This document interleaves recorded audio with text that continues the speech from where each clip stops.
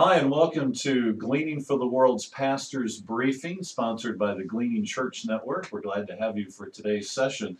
The title of today's session is Reaching Out, How to Engage Your Church Members in Reaching Out into the Community. I know it's a challenge for most pastors, the motivation and the practical things that can be done. And Ron Davidson's going to be sharing some tips with you, some more ideas, get the juices flowing, get the brainstorming going at your church to help you be able to be more effective. So you'll want to hear Ron Davidson. He's been in the ministry for 30 years, and so he's got some insight and is also innovative and always looking to new opportunities. Don't forget, you can ask questions or even give us comments during this session. There are opportunities to do that on the screen you're looking at. We'll archive this. It'll be available later for viewing. There's also some other past video sessions on there that you can look at. So take full advantage of the resources provided by Gleaning for the World. We're going to get right into today's topic with Ron Davidson, and remember it's titled Reaching Out, Engaging Church Members in Reaching Your Community. Ron? The session, as Mike has said, today is about reaching your local community. This has been a major concern of mine throughout my ministry because I saw so many churches that I pastored, churches in the local community that were declining in number as well as in influence in the community. And church growth has been a major part of what I have done in pastoring local churches. I want to begin by giving you some statistics and sort of, and the end part of this, giving you the answer of how churches can reach out. And giving you statistics, I know the best thing to do is to go online and you can watch it at your own pace and be able to draw this information off. A lot of the information has come from a person that I have watched over the years. His name is George Bonner. He is a theologian as well as a social research specialist and dealing particularly with the local church. So here's some statistics from George Bonner in a book that I highly recommend called Churchless. I just finished reading it myself, and I can assure you that the information is something that will hurt the soul to realize that the very ones that we are trying to reach for Christ are the ones who are saying they don't need us. And if you were a store and you depended on your customer base to be able to buy your product and therefore create a product, you want your customers happy with who you are. And in reality, a lot of the unchurched today are people who have been involved in the Christian church and have decided that they no longer want to be involved. And looking at it from a perspective of just profit, if you were a local business, that is the opposite of what you want to hear. And certainly in presenting the gospel of Jesus Christ, it's not what we want to hear from the people. In the last decade, the unchurched has gone from 30% to 45%. Dramatic increase of 15% of people that are no longer involved in the local church. The number that really struck me is 38 million people who were actively involved in the local church 10 years ago. 38 million people have walked away from the church and are no longer involved in the church in any way. So that 38 million, if you look not only at the adults, and that's primarily who we're talking about, but you look at the effect on the children. And this is where my greatest concern comes, because I am a father of 2 children. I'm a grandfather of 7. And I want my grandchildren and I want my children actively involved in the Christian faith, because I believe that the Christian faith is the answer to what they need for their spiritual life, and having a chance to share our faith with our children and grandchildren makes an eternal difference. So I want my children, my grandchildren involved in understanding who Christ is as their Lord and Savior. But I also understand that as my grandchildren attend the local school, that they are the smallest minority in the local school system today. In fact, they're the smallest minority in society. And the reason I say that is there are so many parents that are no longer involved in the church, who are no longer involved in the reading of Scripture, who are no longer involved in trying to get their own children involved, that a child that is living with their biological parents that are attending church on a regular basis, biological parents attending church on a regular basis, is the smallest minority that we have in the United States today. And that has to concern you, because the influence of the children that are not involved in the church, the children that are not involved in the gospel, the influence that they're going to have on our children is going to be significant. We're told that we can really expect to see the shift continue of people moving out of the local church and becoming unchurched, unaffected by the local church and unaffected by the gospel. When we look at the local church and the Christian church as an influence in our country, we're told that when the children come of age, that we may be looking at an unchurched population that is from 69% of our population to 77% of our population. So we're looking at 3/4 of the people in the United States in the next 10 years will not be involved in the local church.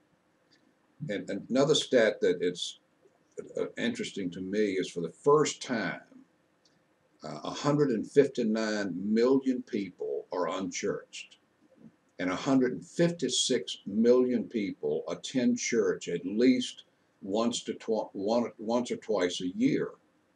So we have a higher population of unchurched people in the United States than we have people who attend church for any reason on any given year.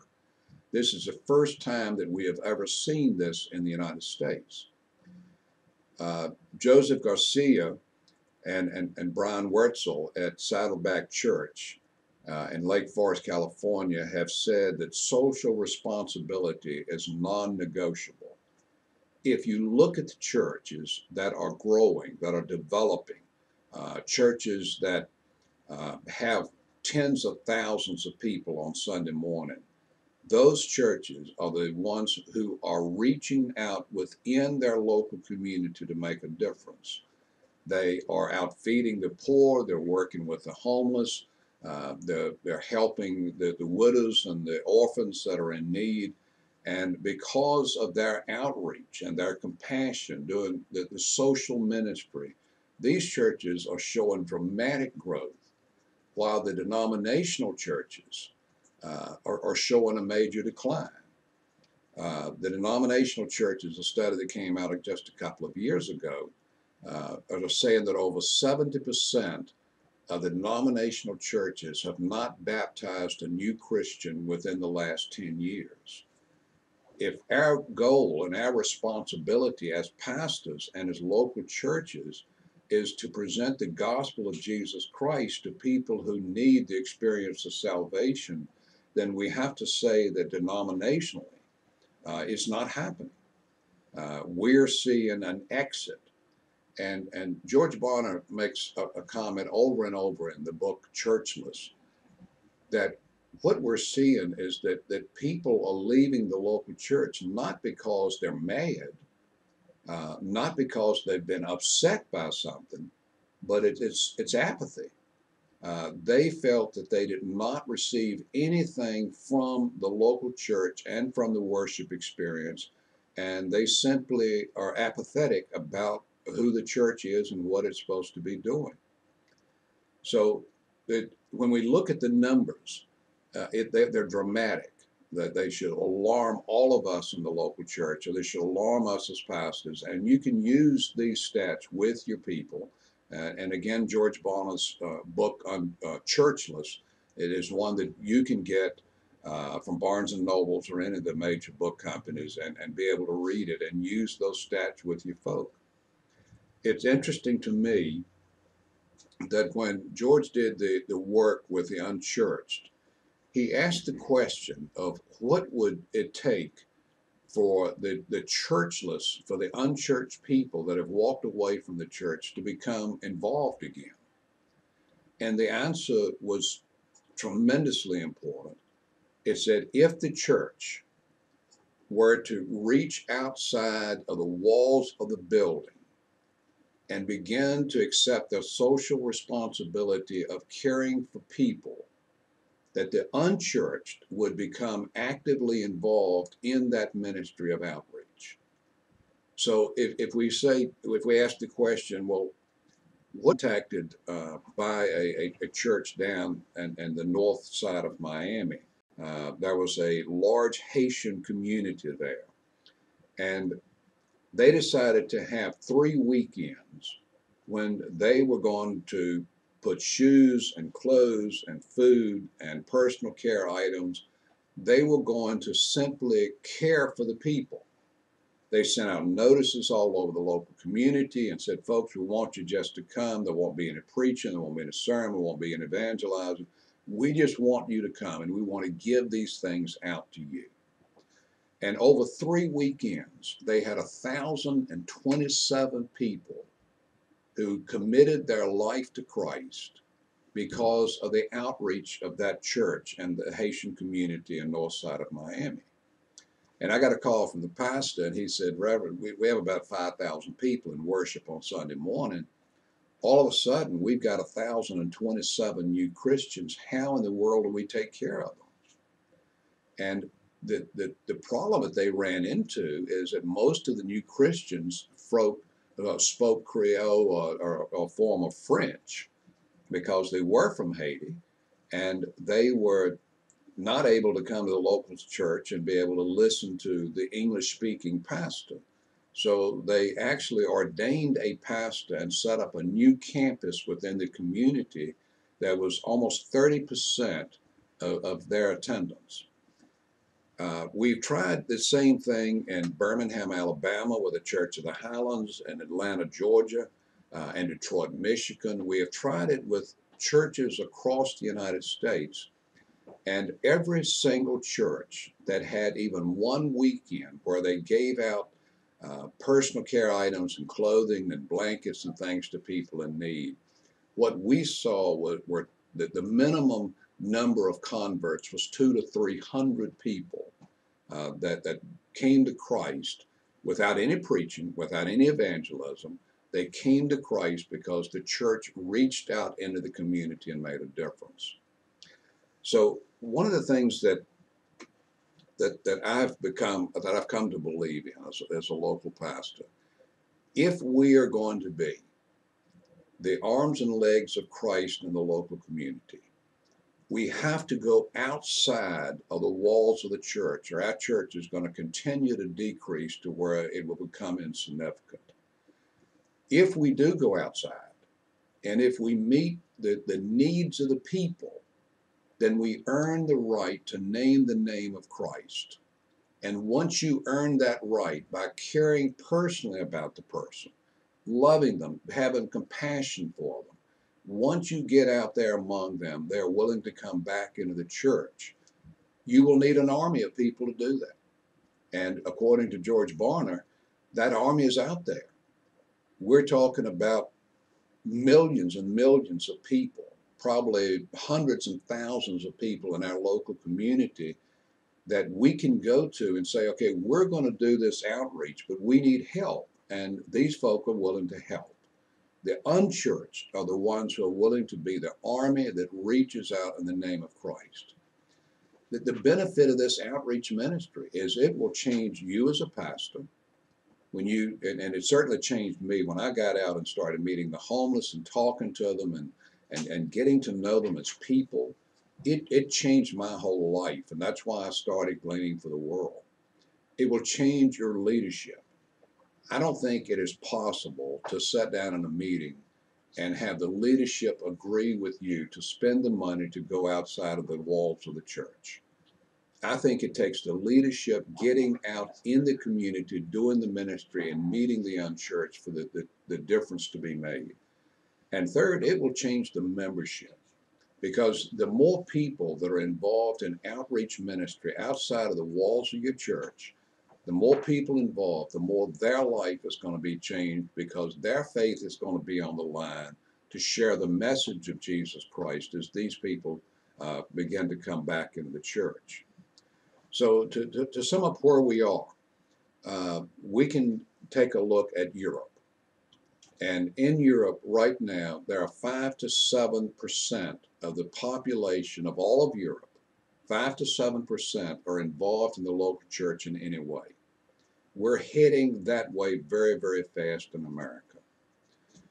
It is also predicted that in the next 5 to 7 years, the Muslim community in Europe will control the voting rights and what Europe will stand for. And there will be more active Muslim people in Europe than there will ever think about being Christians. Why? Because the Muslim community in the United States in the inner city are providing over 10,000 missionaries a year. And that's why we're seeing the Muslim community grow the way it is. We're seeing it grow again in Europe. We see in the Muslim community increase and grow in Africa. So when the Muslim community is doing the very thing that we are supposed to be doing in the Christian church, and they're showing dramatic results. If we were able, as a Christian church, to get outside of the walls and use the supplies of gleaning and others to be able to change the atmosphere, to change the influence, to change the souls of the people, then we're going to see the same results that we're seeing in the Muslim community, because they have simply copied what we're supposed to be doing as Christians. So I hope this helps provide you with some information as a local pastor, so that you can work with your people and realize that your church can dramatically increase and influence in the numbers of people by simply doing the outreach that Christ did in his ministry. So now we'll go to some questions and see if I can provide some answers for you. Okay, Ron, thanks. Appreciate the presentation. I've snuck up here beside you. If you'd like to ask a question, use the online system to do that. You can also join the Facebook group page, and you'll see a link on the Gleaning for the World site where you can connect with us that way to ask questions and continue on a dialogue regarding that. Ron, a couple of questions that we have. First is from a pastor: how can I, as a pastor, increase excitement and awareness in my congregation to actually evangelize? What can be done to motivate them to share the gospel? It's really hard to motivate the local church leadership, and it's really difficult to motivate the church membership simply by doing the sermon and presenting the gospel that talks about outreach. As a pastor, it involves taking a small group that have the commitment, that are willing to walk with you, and simply going out and starting to do it. And getting the ones that are interested, their friends are going to be as interested as they are. So get the small cell within your church, let them invite their friends to come help, and then begin doing the outreach, and then slowly involve more and more of your congregation. What will happen is that the spiritual life of your church will transition and change significantly. The focus of the church will change. But rather than making it a program of the church, you simply begin doing it. And you do it with a small cell, you expand that using the unchurched, and then you expand that even further as more members of the church become involved. So it does not start with a program, it does not start with the approval of the leadership, it simply starts by doing it.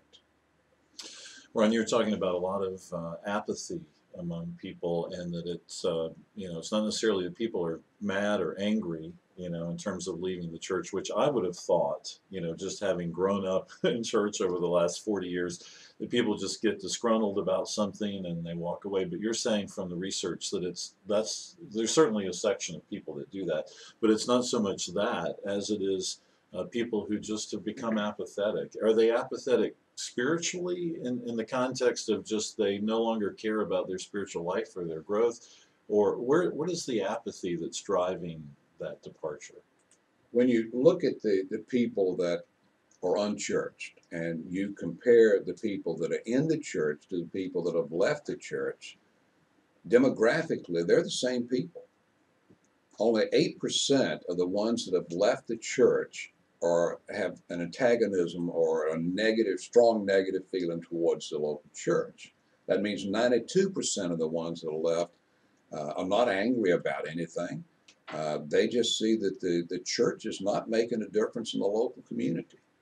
So the importance is to realize that they're still out there. They still can be brought back. The vast majority of them still read the scriptures on a weekly basis, still believe in the scriptures. Their faith is still there. They're still the same spiritual people they were in the church. They just feel that the church has not met their spiritual needs, and that the message, the sermon, the service on Sunday morning is not what they need to be involved in. So it's not that they're mad about something. It's just that they did not find us being relevant. And that's a huge piece that we have to accept and realize that we're going to need to change the type of worship that we have using the technology, using what people use every day to be able to reach them so that they come back within the fellowship. This one pastor writes in that it seems like there's so many things that are grabbing the attention of members. And some of them are very good things. It could be, their kids are involved in athletics or clubs or whatever at school, and there's just so many, even leisure activities, and with society a little more wealthy than it might have been a generation or two ago, there's just so many other things to do, and so it's easy to get pulled away from church into other things. What have you found in terms of successful churches that have been able to not see this loss of members? What are some things that you've seen them do practically, whether it relates to reaching out or whatever, that's been able to excite the congregation and keep them connected? Well, one of the things is we need to transition the church so that it meets the needs of the people. My grandson is involved in sports, and the coach set the practice on Sunday morning at 10 o'clock. And when my son asked him, why are you doing this? Because we go to church. Out of the whole team of young men that were involved in this sports activity, there were only 2 children out of about 20. There were only 2 children that were involved in the church, and he said it's just simply easy to get people there. Well, if there are only 2 of the 20 are really involved in church, what are the 18 doing? I mean, they're not there. So what the churches that have begun to really make a difference have realized is that you're not going to get the majority of the people involved at a 10 o'clock or 11 o'clock worship service.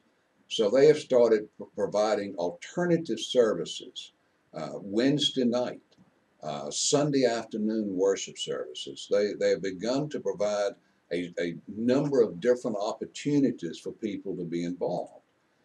As a church, we need to realize that we have got to be the ones that adapt the type of service, the times of the service, and the way that we provide worship opportunities for the people. Now, let me say that we never compromise the gospel. We never compromise what the spiritual life is about. That is not optional. We don't compromise what the Spirit is about. But we do compromise in the opportunities that we provide so that it's not just a Sunday morning opportunity. And we can then have a greater opportunity of drawing the people, because there are so many things going on Sunday morning that will pull the people away from the church. If we don't provide other opportunities, we're going to lose a lot of the people that are in the church today. If you want to ask a question or even give us your opinion about this topic, use the tools on the page to do that. We'll also be archiving this a little bit later so that you can review it and think further about it. It's certainly an important topic with your staff and with your church leadership to consider. And I know you probably face this every day and every Sunday in terms of how you approach things. And I appreciate Ron saying that it's not about changing the gospel. It's not compromising on God's word, but it's trying to be more relevant in terms of the needs of your specific community and meeting those needs and having the opportunity to witness and share the gospel. Um, Ron, this pastor says, how much of what we're seeing right now is just because of the spiritual condition of our country and just sort of the downward spiral spiritually, and how much of it is really just that maybe the church isn't doing something right? That's something that's going to be debated for a long time, and I'll give you my opinion for what it's worth. Um, I think the spiritual condition of our country has become that because of, well, it's 38 million people in 10 years that have said that we're insignificant, that we're not making any difference. They're looking at that becoming 47 to 52 million in the next few years that have said it's not making any difference in our country, in our community, and it's not changing my personal life. I think the outreach of the local church earns the right to be a significant influence in the community. When we stop providing the gospel in a way that will draw people to the church, then we're going to see the spiritual condition in America continue to decline. George Barna talked about uh, the concern about our future, and his projection was that 77% of the people in the population of the United States will become unchurched in the next 10 to 15 years. That will affect the influence of the church. It will affect um, the, the, the right that we have as pastors to have a strong voice within our community. We have to become relevant again and presenting the gospel and in transitioning people to salvation. If we do not become relevant, we're going to see a continual downsizing of our influence in our nation and our local community and in our own families. One of the stats that I read a few years ago said that the children of the leaders of the local church are the most unchurched people in the United States. Let me say that again. The children of the leaders of our local church, the children have turned away from the church while their parents have continued to be the leaders. When you look at our own leadership, we're not winning our own children and grandchildren to Christ. So we have to do something to affect our own local home and have an influence there. But we also need to be involved in our country and trying to bring it back around to what the gospel says is truth. If you have any questions, again, you can email us at any time at Gleaning for the World. You can also contact us here in Concord, Virginia. All the information is at gftw.org. The reason Gleaning has been and is so passionate about this particular topic is because primarily, even though Gleaning uses humanitarian aid and all of that to help people, and we do want to help people in their times of disaster and of course in poverty-stricken areas and all that, but it's all about sharing the gospel. Last year alone, more than 30,000 people came to know Christ as their personal Savior because of Gleaning for the World's ministry efforts. And so Ron knows firsthand these practical things that work. I know he's talked about the Big Give, and he's talked about other things that allow you to get into your community, become more active in your community, not withdraw from them, but put yourself out there more and to motivate your congregation. So feel free to contact Ron. I know, Ron, you would be happy to share with pastors on an individual basis some ideas, brainstorm together. You know, we're in this together. We care about the same things, and we just want to help you be able to be successful. And of course, the Gleaning Church Network is a big part of that. We want to be able to share ideas with each other, grow together, learn from each other. It's all about the kingdom and having an impact. And of course, Michael Justice is our representative here at Gleaning for the World, and you can reach out to him. He's actively involved in the practical day-to-day things that can help you and your church get more involved in your community and grow. Gleaning is just one of the assets that lets you be able to do that.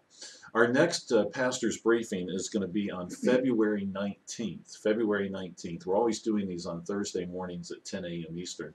And then they're all archived, so you'll see there's some other sessions available to you if you'd like to look back at those and gain some insight into some of the world topics that are impacting life.